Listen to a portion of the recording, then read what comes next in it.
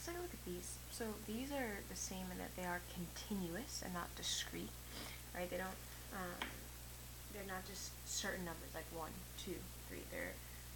They allow for all the numbers in between, but they're real life. So let's see if we can figure these out.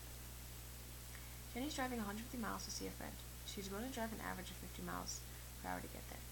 Okay, so what are the two things that are changing here? Well, let's think. Her speed's not changing, right? She's driving 50 miles an hour. And so what's changing is the distance that she's driven, right? And how does the distance that she's driven change? Well, she's driving along and she's going the same speed, so what's changing along with that distance? Well, what's happening is time is passing, right? Time is passing, and so as she's driving along, she's going farther and farther because more and more time has passed. Okay, so remember, time passing, this is time. Time is always input. Distance is always output. Okay, so let's talk about how much time passes and how much distance. So we know she's going 150 miles. So the range actually is a little bit easier. Let's start with the range. We know that when she starts driving, she's gone 0 miles. And when she finishes driving, she's gone 150 miles. So the range is just at some point in the middle, right? She's either driven 0 miles or she's driven more than 0 miles. She's like driving along, right? She's driven 50 miles and 51 and 52 and 53 and then 125 and right, and then she finally gets there and she stops driving, and she stops driving at 150 miles. So that's the range. Alright, so the range goes from 0 miles to 150 miles. Now what about the time? How long does it take her to get there? It actually doesn't tell us. We have to figure it out. So let's see. She's going 150 miles, and she's going 50 every hour. So how many hours will it take her to get there? 150 divided by 5. So divided by 50 is 3. So when she doesn't start driving yet, she's driven for 0 hours. And when she gets there, she'll have driven for 3 hours. And so what you can imagine is, imagine we're sort of there's a TV camera following her along her drive, and you turn on the TV, and when you tune in, right, you're finding her somewhere along her drive, and somewhere along her drive, she's going to have been driving somewhere between 0 hours and 3 hours, and she's going to have gone between 0 hours and 150 miles. Okay, pause the video now, and you try these two, and then I'm going to talk through these more quickly, but pause and try it first and see if you can figure it out. They're kind of hard. Okay, you should have tried these two. Here we go. Peter needs to fill up his car with gas. Gas costs $2.50 per gallon, and his car holds a maximum of 15 gallons. Alright, so what are the two things here?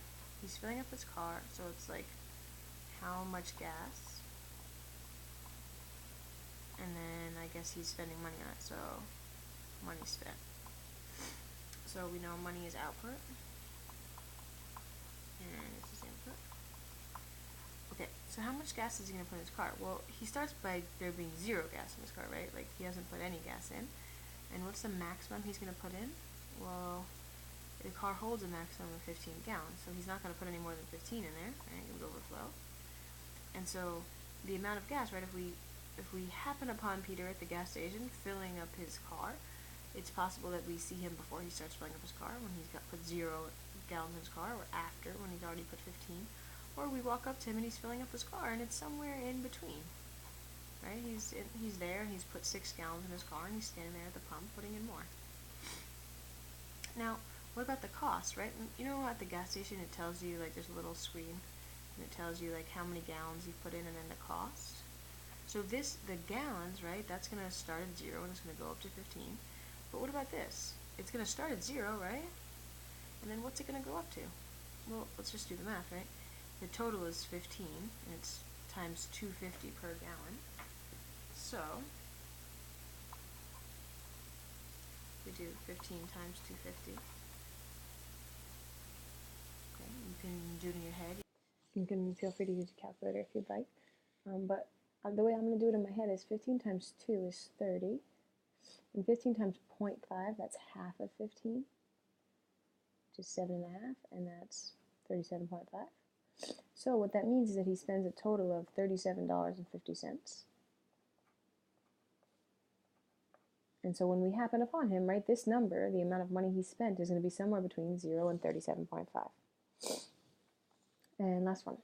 So this one is actually kind of similar, right, to the first problem, which is, and it actually has a lot of similarities, which is the domain is still going to be the time passing. And the range is still going to be the distance driven, right? Time passes, and then Mr. Mears gets farther and farther. So with regards to time, it actually tells us the time. This time is going to be 3 hours. So we actually have the same domain as over here. And I just realized I haven't been doing this, the brackets, right? So I apologize. Silly to forget. Kind of easy to forget though, huh? And then now the distance, this is where this problem gave us the distance, 150, and this problem doesn't. But here's what we do know. We know he drives for 3 hours and he goes 60 miles each hour. So if he goes 60 miles every hour and he drives for 3, that's going to be 180 miles. So